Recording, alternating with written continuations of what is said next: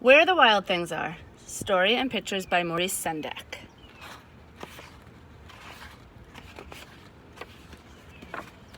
The night Max wore his wolf suit and made mischief of one kind or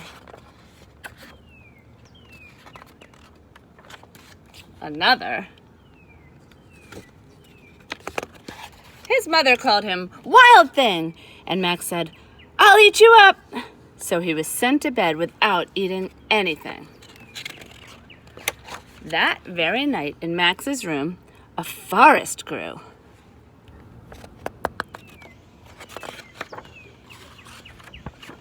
And grew and grew until his ceiling hung with vines and the walls became the world all around.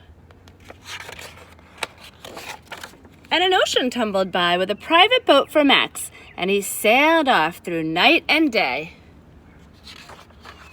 And in and out of weeks, and almost over a year, to where the wild things are.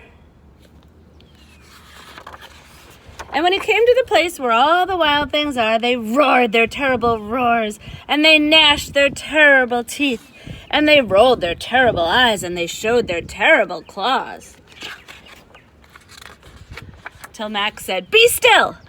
and tamed them with the magic trick of looking into their yellow eyes without blinking once. And they were frightened and called him the most wild thing of all. And they made him the king of all wild things.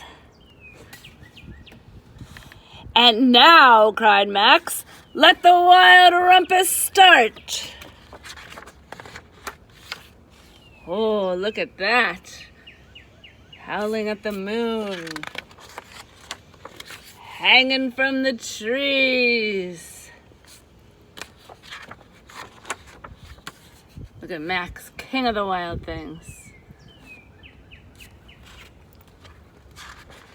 "Now stop," Max said, and sent the wild things off to bed without their supper.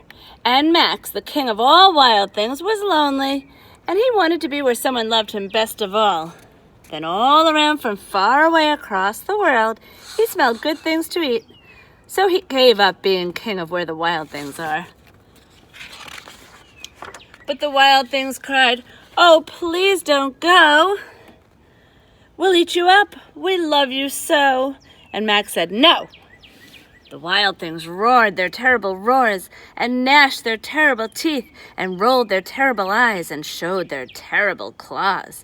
But Max stepped into his private boat and waved goodbye and sailed back over a year and in and out of weeks and through a day and into the night of his very own room, where he found his supper waiting for him. And it was still hot. The end. Do you think all that was in Max's imagination? If he could rule the world, maybe there would be a wild rumpus. Or maybe it really happened. Thanks for listening. Miss you.